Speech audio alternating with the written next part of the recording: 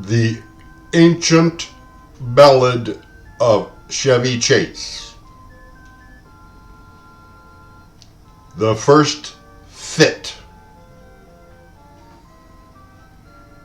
The Perse out of Northumberland, and a vow to God made he, that he would hunt in the mountains of Chevy-Chase within days 3, in the maugre of Doubt Douglas, and all that ever with him be.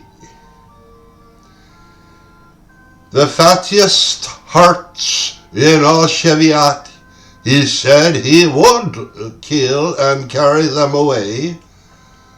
Be my faith, said the doughty Douglas again, I will let that haunting if that I may. Then the Percy out of Banborough he came, with him a mighty meany, with 1,500 archers, bold, they were chosen of Charles 3. This began on a Monday at morn, in Chevy-Chase, the hillies, so he, the child may rue that is unborn, it was the more pity. The drivers through the woods went, for to rest the deer. Bowmen beckered upon the bent, with their boat airs clear. Then the wild through the woods went, on every side sheer, greyhounds through the greaves glent, for to kill their deer. They began in Chevy-Chase the hills abone, yearly on a morning day, be that it drew to the hour of noon, 100 fetters dead there lay. The blew a mort upon the bent, they assembled on side sheer. To the quarry then the Percy went, to see the brittling of the deer. He said it was the Douglas promise, this day to meet him here, but I wished he would fail there I meant a great oath the Percy swear. At the last the squalor of Northumberland looked at his hand full nigh. He was off the doughty Douglas coming, with him a mighty many, both with spear, bill, and brand. Yet it was a mighty sight to see. Hardlier men of heart near hand were not in Christiany. There were 200 spearmen good without any fail. They were borne along by the water a Tweed, yet bound is of Tiverdale. Lift off the brittling of the deer, he said, and to your bows, look ye take good heed, for never sith ye were on your mother's bourne, had ye ne'er so mickle need. The doughty Douglas on a steed he rode, all his men before him, his armour glittered as did a gleed, a border barn was never born. Tell me where men ye are, he says, or whose men that ye be, who gave you leave to haunt in this Chevy-Chase, in spite of me. The first man that ever him an answer made, it was the good Lord Percy. We will not tell thee what men we are, he says, nor whose men that we be. but we will haunt here in the chase, in spite of thine and of thee. The fattiest hearts in all Cheviot we have killed, and cast to carry them away. Be my troth, said the doughty Douglas again, therefore the ton of us shall be this day. Then said the doughty Douglas unto the Lord Percy, to kill all these guiltless men, alas, it were great pity. But Percy throwed, art a lord of land, I am a Jarl, called within my country, let all our men upon a party stand, and do the battle of thee and of me. Now Christie's course on his crown, said the Lord Percy, whosoever thereto says nay, be my troth, doughty Douglas, he says, thou shalt never see that day. Neither in England, Scotland, nor France, nor for no man of a woman born, but an fortune be my chance, I dare met on man for on. Then bespake a squire of Northumberland, Rick, worthy on Anton was his name. It shall never be told in South England, he says, to King Harry the Fourth for shame. I wot you been great lords twa, I am a poor squire of the land, I will never see my captain fight on a field and stand myself and look on. But well I may my weapon weld, I will not fail both heart and hand. That day, that dreadful day, the first fit here I find, and you will hear any more of the haunting at the Cheviot. Yet is there more behind. The second fit. The Englishmen had their bows ye bent, their hearts were good enough. The first of arrows that shot off, 70 spearmen they slew.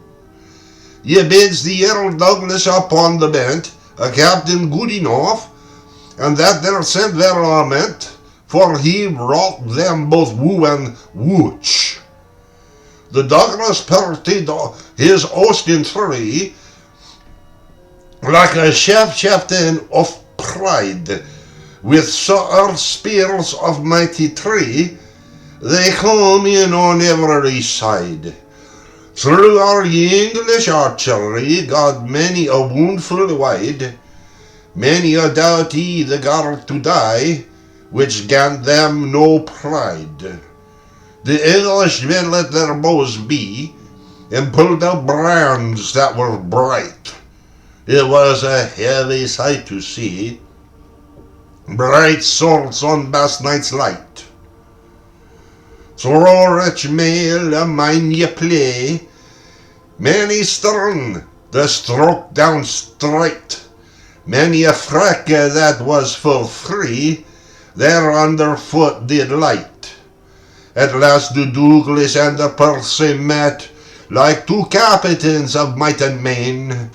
They swapped together till they both swat with swords that were of fine mullein. These worthy frags for to fight, thereto they were full fain, till the blood out of their bastinets sprent, as ever did heal or rain.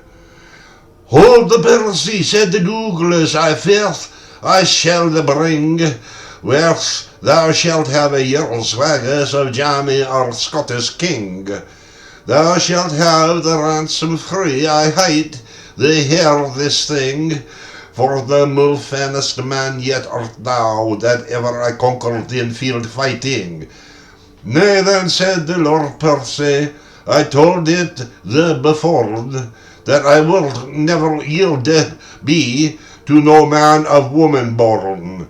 With that there come an hour hasty, forth of a mighty wane, it hath stricken the year Douglas in the breast of bane.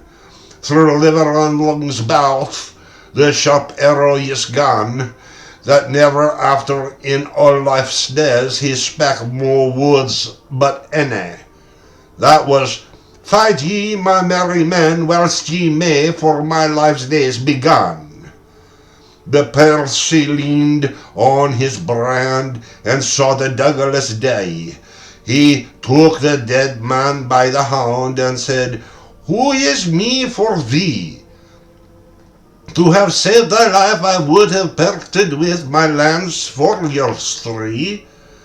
For a man of her ne'er a hand was not in all the north country. Of all that say a Scottish knight was called Sir Hugh the Montgomery. He saw the Douglas to the death was dight. He spaded a spear of trusty three. He rode upon a corsair through 100 archery.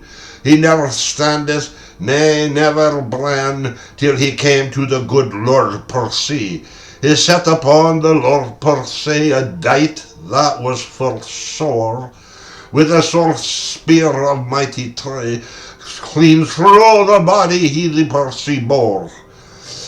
The thrower side that a man might see, a large cloth yard and mere, two better captains were not in Christeny than that they slain were there. An archer of Northumberland says slain was the Lord Percy. He bare a bend a bow in his hand, was made of trusty tree. A arrow that a cloth yard was long, to the hand steel held he, a deed that was both sad and sore, he set on Sir Hugh the Montgomery. The dight it was both sad and sour, that he was of Montgomery set. The swan feathers that his arrow bore, with his heart's blood they were wet. There was never a free one foot would fail, but still in stour did stand. He wang on Yechater, while the mighty Dray, with many a baleful brand. This battle began in Chevy-Chase, an hour before the noon, and when evening song bell was rang, the battle was not half done. They took on the other hand by the light of the moon.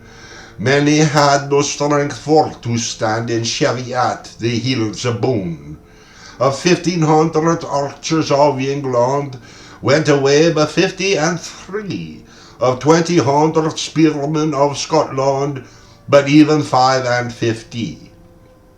But all were slain Chevy-Chase within. They had no strength to stand on high. The child may rue that he is unborn, it was the more pity.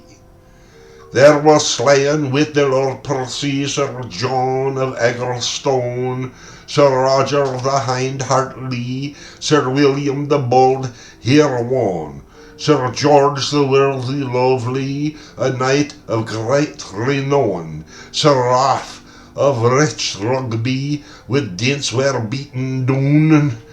For well they worked on, my heart was woe, that ever he slain should be. For when both his legs were hewn in two, yet he kneeled and fought on his knee. There was slain with him doughty Douglas, Sir Hugh the Montgomery, Sir Ballad was worthy was, his sister's son was he. Sir Charles a Muir in that place, that never a foot would flee. Sir Hugh Maxwell a lord he was, with the Douglas died did they. So on morrows they made them barren of birch and hazel so grey, many wendes with weeping tears came to fetch their makers away. Tivendale make harpy of care, Northumberland may make great money, for two such captains and slain were there, on their march party shall never be known. Word is common to Edinburgh, to Jamie the Scottish king, that doughty Douglas, lieutenant of the marches, he was slain Chevy-Chase within. His hand did he wheel with riding. He says, alas, and woe is me, such another captain Scotland within, he said, ye first should never be. Worlds be common to lovely London, till the fourth Henry our king, that Lord per se, lieutenant of the marches, he lay slain Chevy-Chase within. God have mercy on his soul, said King Harry. Good Lord, if they will it be, I have 100 captains in England, he said, as good as ever was he. But Percy, and I broke my life, that death well quiet shall be, as our noble king made his vow, like a noble prince of renown, for the death of the Lord Percy. He died the battle of Humberland Down, where 36 Scottish knights on a day were beaten down. Glendale glittered on the armour bright, or Castile to war and town. This was the haunting of the Chevy-Chase, that terror begun to spurn. Old men that know the ground well enough call it the Battle of Otterburn. At Otterburn began the spurn. Upon the morning day, there was the doughty Douglas slain, the Percy never went away.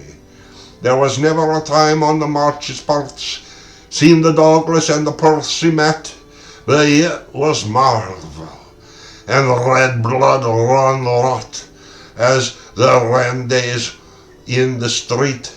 Yahoo Christi, our bells beat, and to the bliss ye bring. Thus was the haunting of the Chevy-Chase. God send us all good ending.